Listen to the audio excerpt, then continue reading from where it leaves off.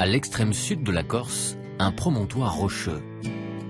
Un port fameux que flanque de chaque côté une roche à pic et continue, déclare Ulysse au chant 10 de l'Odyssée, décrivant ce qui pourrait bien être Bonifacio.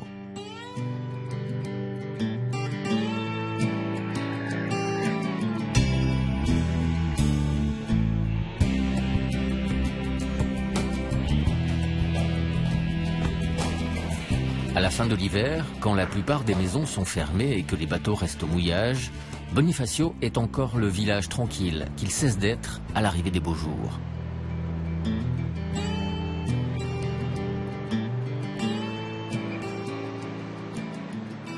De par son caractère protégé et sa situation géographique, le site de Bonifacio est devenu très rapidement, dès l'époque romaine, une importante base commerciale. Ici, nous sommes en Corse, à 12 km. De l'autre côté d'un bras de mer, il y a la Sardaigne, et puis juste derrière vous, c'est l'Italie. Alors, qui dit commerce dit évidemment tentation, mais aussi conflit, d'où l'intérêt très rapidement de fortifier encore plus ce qui était déjà une forteresse naturelle. Et voilà le résultat.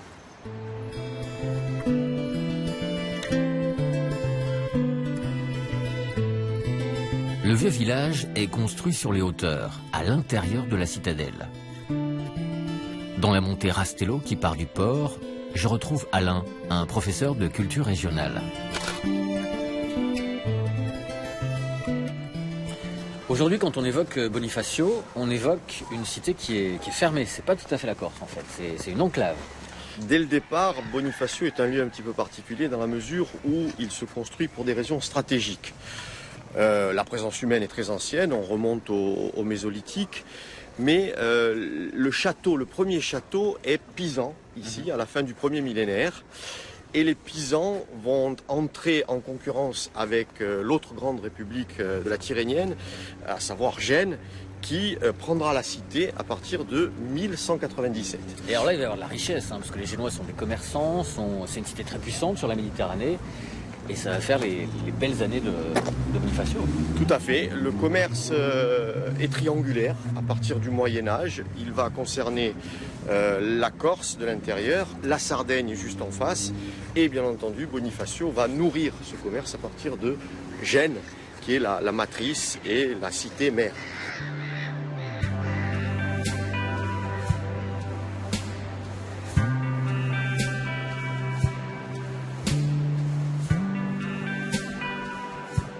Quand les Génois, au XIIe siècle, prennent la cité aux Pisans, ils opèrent une substitution de population. C'était une véritable colonisation par substitution. Ils virent tous les anciens, tous ceux qui étaient là avant eux, et ils y mettent des colons de la Riviera génoise qui vont bâtir la ville, la développer, faire commerce.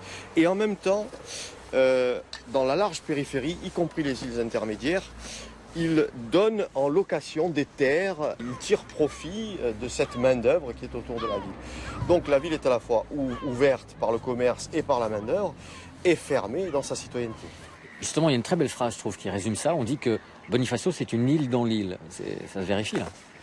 C'est vrai, du point de vue de sa langue particulière, c'est un dialecte qui est différent du corse, des Corses de l'intérieur. Le bonifacien, c'est ça, hein? Oui, le bonifacien. Qui est derrière ces murs uniquement et pas dans la Corse de l'intérieur. Tout à fait. Ce sont deux codes linguistiques bien distincts, bien différents. D'ailleurs, le bonifacien n'est pas considéré comme une variété de Corse. C'est considéré comme autre chose. C'est un isolat linguistique, tout petit mais existant.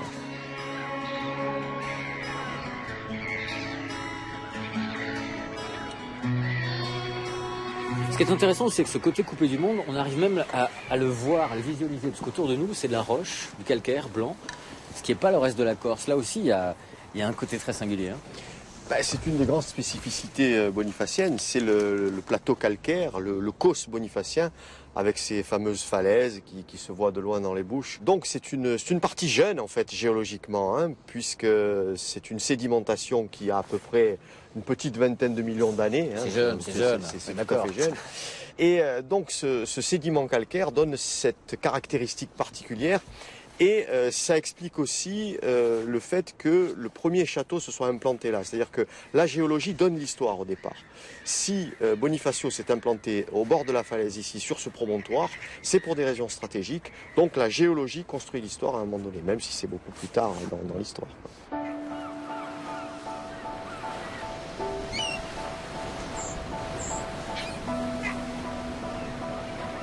L'art militaire a façonné l'architecture de Bonifacio. En témoignent, à l'intérieur et à l'extérieur du village, tous les vestiges des bâtiments destinés à défendre le site.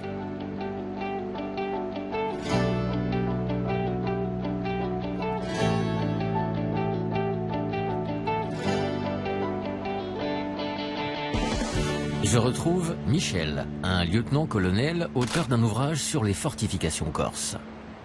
Salut Michel. Salut Emmanuel. Je viens en ami, mais je viens par le chemin des envahisseurs. Ah, presque, si on peut dire, vu que effectivement nous sommes à l'endroit le plus étroit de la presqu'île, et c'est par ce petit pédoncule que toutes les personnes voulant accéder à la ville haute devaient forcément passer. Et quand on se retourne et qu'on voit ces fortifications gigantesques, on se rend compte qu'il fallait beaucoup de courage pour monter à l'assaut de tout ça. Bon bah viens, on va avoir du courage aujourd'hui. Allez, viens là. Tout ce qui est autour de nous là, qui est très bien conservé, qui fait le charme du village, ça date de quand? Alors cette partie-ci date de la fin 16e, début 17e siècle. On arrive devant les premiers signes de fortification. Premier point de passage qui est sécurisé. C'est la première fortification de la rampe fortifiée qui mène à la seule entrée de la ville. Avec une particularité, des gonds qui sont inversés, rendant impossible le soulèvement d'obstacles. C'est malin ça. Hein, c'est très intelligent, mais fait de construction. Et alors là, c'est vertigineux ce qu'on a devant nous quand même. Hein. Alors là, nous avons la pièce maîtresse de la fortification, le bastion de l'Étendard, qui a englobé une vieille tour moyenâgeuse, et les ingénieurs militaires génois ont comblé l'espace avec du mortier, de la pierre de parement, pour atteindre sur les flancs une épaisseur de 10 mètres de rempart. C'est imprenable ça. Nous dirons, ça n'a jamais été pris d'assaut. Donc c'est imprenable. Parce que justement, malgré les bombardements qui détruisaient ces remparts, à partir du moment où les gens résistaient toujours au sommet des éboulis, il suffisait de lancer sur les assaillants des blocs rocheux pour les repousser.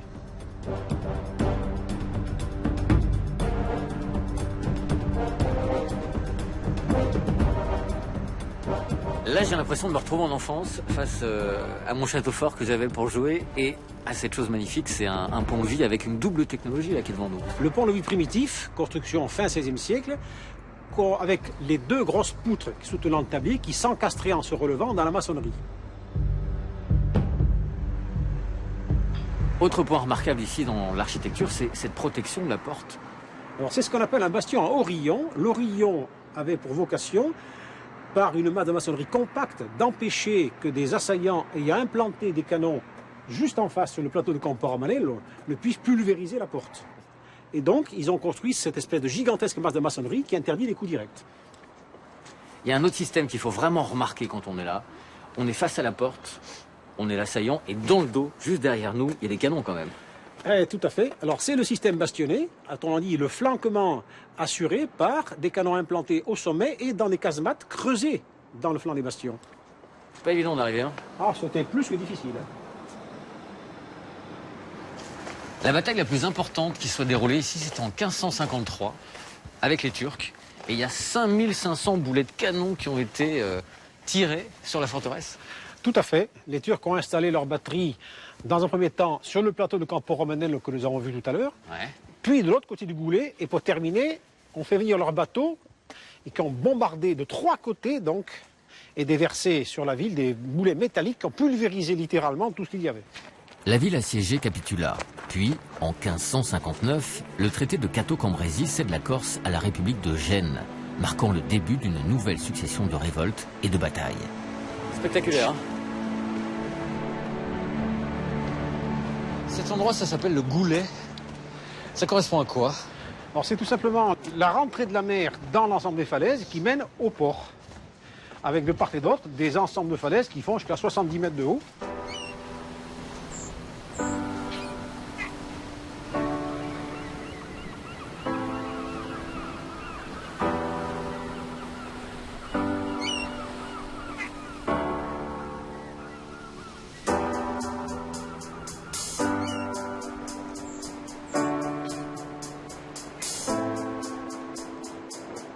Claude est responsable du patrimoine à la mairie. Elle en connaît chaque détail, à commencer par l'histoire de cet escalier vertigineux creusé dans la falaise. Cet escalier, je ne sais pas combien il y a de marches, mais il est absolument spectaculaire. Mais en plus de ça... Il est rude, hein? Oui. Il est rude. Il est lié à une belle histoire, une légende. Enfin, Oui. légende ou réalité, on ne sait pas trop. Ben, il y a une légende qui dit que cet escalier aurait été construit en une nuit par les troupes du roi d'Aragon qui étaient venues assiéger la ville de Bonifacio en 1420. Ça, c'est la légende. on est Ça, c'est d'accord. une légende. C'est un siège qui a duré 6 mois, dont les Bonifaciens ont été vainqueurs. Donc, il fallait une belle légende. Alors, l'histoire, après, c'est autre chose. C'est un passage très ancien qui permet d'aller à une source, qui est plutôt une nappe d'eau qu'une vraie source, qui est sous la falaise.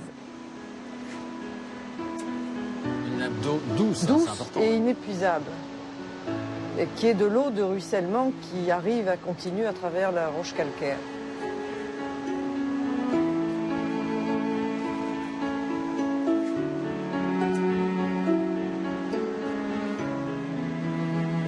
Le lieu lui-même est un lieu aride et il n'y a pas d'eau dans la ville. D'où la nécessité de construire des citernes dans les maisons, citernes recueillant l'eau de pluie Par les toits, tout par simplement. les toits. Les aqueducs qui surplombent les ruelles servaient à recueillir et à acheminer les eaux de pluie vers les citernes.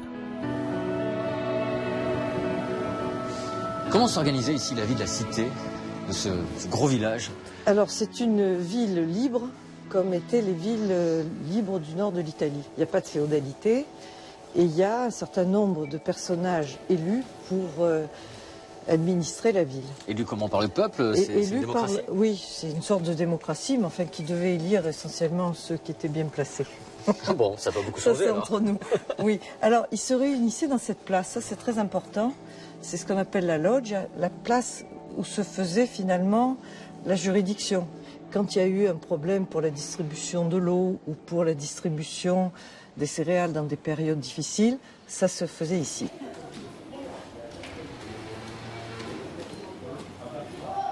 Alors ce qui est intéressant également dans cette place, en plus de la loggia, c'est de voir ce qu'était la mairie, Palazzo Pubblico. Le palais public, palais ça public, veut dire pardon. la mairie, en fait, qui est là. On retrouve ces parements de pierre avec cette frise dite frise lombarde ou pisane, selon les auteurs. Ça, c'est très caractéristique du Bonifacio moyenâgeux. Pour continuer sur les familles génoises, il y a un exemple ici d'une branche de la famille Doria. Donc les Doria, grande famille de Gênes, avaient une branche cadette qui s'est installée à Bonifacio. Et voilà leur maison. Avec l'écusson. Alors là, vous retrouvez l'aigle noir des Doria. Et vous retrouvez au-dessus de la porte l'inscription qui dit César Doria, 1600 et quelques. Alors évidemment, la maison, elle n'a plus la splendeur d'origine. Hein.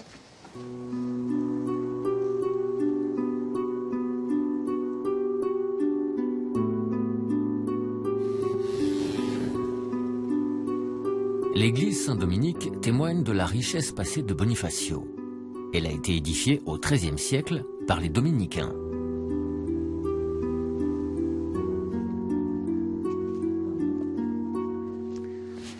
Et là, effectivement, belle illustration de ce qu'est Bonifacio, c'est-à-dire de la pierre blanche, du calcaire.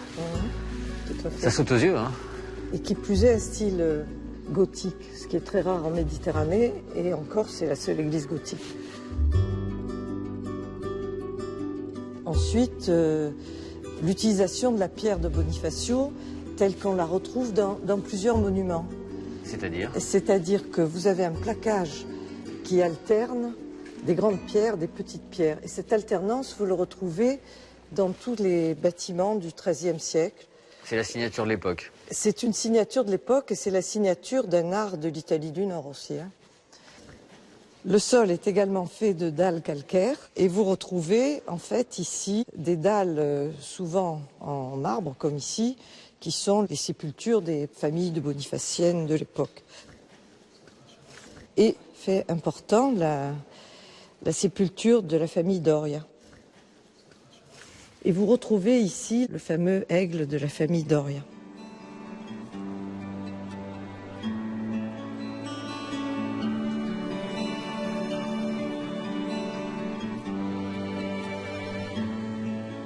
Rendez-vous est pris à quelques kilomètres de Bonifacio, à l'ermitage de la Trinité, avec François.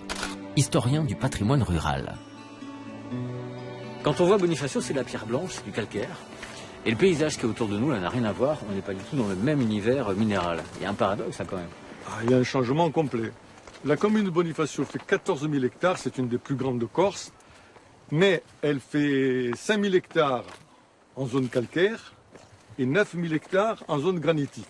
La zone granitique que nous trouvons ici. Ouais. Cet hermitage est très ancien.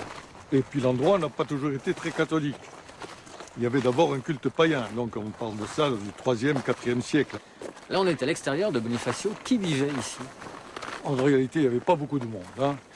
Disons qu'il y avait 200, 250 personnes disséminées dans les 9000 hectares granitiques. On se bousculait pas, quoi. On ne se bousculait pas, mais c'était surtout des bergers. Et dans cette vie à l'extérieur du village, il y avait des bandits, il y avait des... Il y avait des bandits, ils venaient là pacifiquement. C'est pas des bandits, ils sont pacifiques, alors. Non, ils étaient pacifiques quand ils venaient ici. Les bergers ne leur demandaient rien, ne leur demandaient pas ce qu'ils avaient fait, les méfaits qu'ils avaient commis. Ils demandaient le gîte et le couvert, ils leur accordaient du fromage, du pain, du vin, et voilà. Et les bandits étaient très heureux. Et ils devenaient même très amis ensuite. Évidemment, il ne fallait pas non plus... Ah, se fâcher avec eux. Non.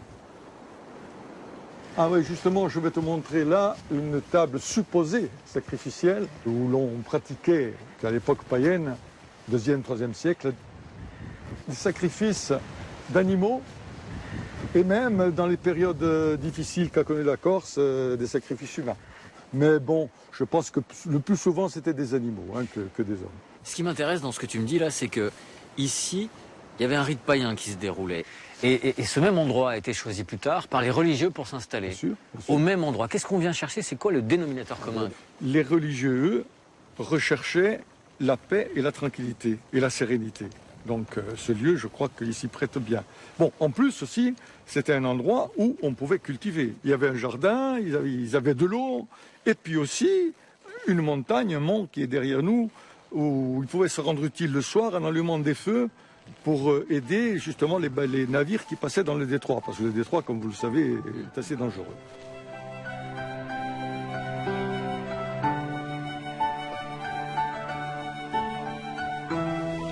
Bon, là, je vais te montrer quelque chose d'intéressant de la campagne bonifacienne, quelque chose d'assez unique.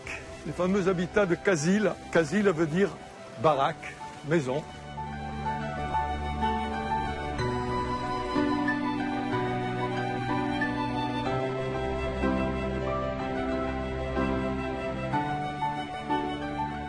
Un truc unique, pourquoi? Parce qu'il est composé de plusieurs baracons.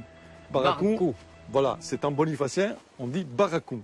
Ce sont les boris de Provence ou les caselles d'autres régions de France. Des constructions en pierre sèche. Des quoi. constructions en pierre sèche, sans liant, qui communiquent entre eux. Ils ne sont pas posés les uns au milieu d'un champ et puis les autres ailleurs. C'est une résidence en fait. C'est une résidence temporaire, c'est-à-dire pour les moissons, pour la récolte des olives, qui pouvait durer 2, 3 ou 4 mois. On appelle ça le coup de sabre. D'abord, c'est un baracon qui a été fait certainement en premier, et l'autre s'est greffé ensuite, et ensuite on a, au fur et à mesure, c'était la limite du premier mur, ça. Voilà, au fur et à mesure que l'on labourait, et chaque année on sortait des grosses plaques de pierre, dont vous voyez ici, on en a fait des bancs. C'est sombre. Là, nous rentrons dans un baracon de plan carré, avec ici une poutre en bois de fer, qu'on appelle ça, du genévrier sauvage. Ce qui est incroyable, c'est, enfin moi à chaque fois ça me fascine, c'est la pierre sèche. Il n'y a pas une once de ciment ou de rien, ou de absolument rien. On commence d'abord par construire tout droit sur à peu près 1,50 m, et ensuite on revient progressivement de façon à arriver jusqu'au bout et former la toiture, et dessus avec une grosse plaque qui stabilisait tout l'ensemble.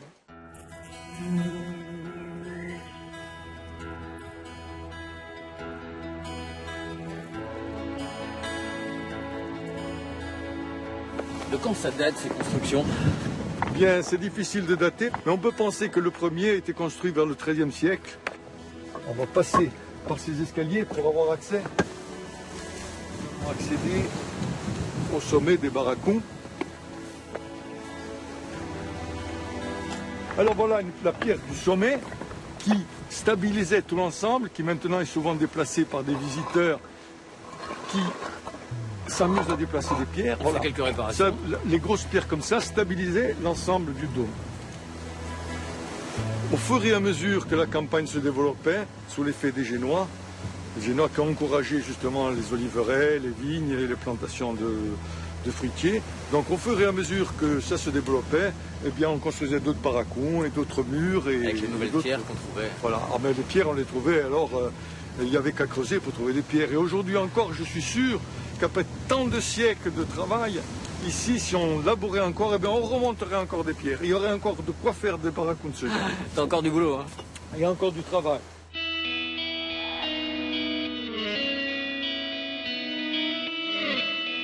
Si la campagne abritait les bergers, avec son ouverture sur la mer, Bonifacio a également toujours été un lieu de prédilection pour les pêcheurs. La spécialité de Momo, ce sont les oursins. Salut Momo. Ouais. Tu te déshabilles alors qu'il fait froid? Ça va? Ça va et toi? Bien. T'as bien dormi? Ouais. Bon. Ce qu'il y a derrière, là, ça nous arrive dessus ou pas? Ça? Ouais. Ben toi, ça c'est ce qu'on appelle les bouches de Bonifacio. Ça change tout le temps. Ça change tout le temps, tout le temps, tout le temps. Tu saches un truc, on est quand même 5 générations de pêcheurs à Bonifacio. Mon père était pêcheur, mon grand-père était pêcheur, mon arrière-grand-père était pêcheur. Une famille de pêcheurs. Moi, à l'école, c'était elle qui me suivait. Donc, j'étais à fond sur la pêche, en fait. D'ailleurs, Bonifacio, il y a un village de pêcheurs. Il y a pas mal de pêcheurs. On est à peu près une vingtaine. On va chercher les oursins? Et ouais, j'ai fait un peu faim, ouais. Hein?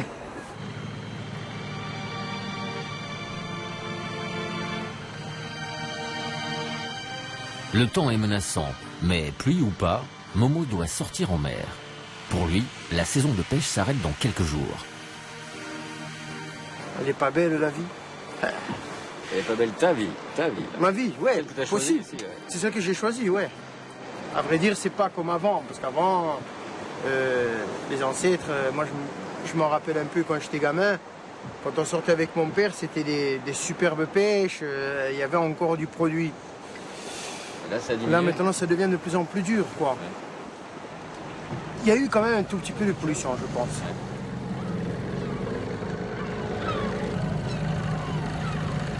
Tu as quelque chose? Ouais, regarde, il y en a quelques-uns, là, tu les vois? Je les vois, les taches noires, là, oui. Ouais. Voilà.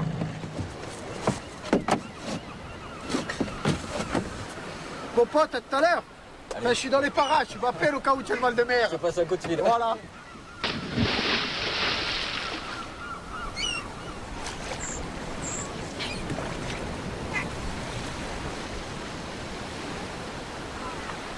Et voilà, 30 secondes après, mâle ou femelle? Il n'y a pas de mâle, il n'y a pas de femelle. C'est des variétés d'oursins. Ah, il est beau, hein, celui-là. Ils sont bien, mais c'est juste. J'ai connu beaucoup mieux. Voilà, tu vois, c'est le corail. C'est ça qui est super bon à manger. Alors ça, les restaurateurs font des pâtes avec. Et ils font la sauce avec l'oursin. Il y en a qui font des omelettes. Et il y en a d'autres comme moi qui le mangent nature comme ça avec un bon pain et un bon vin.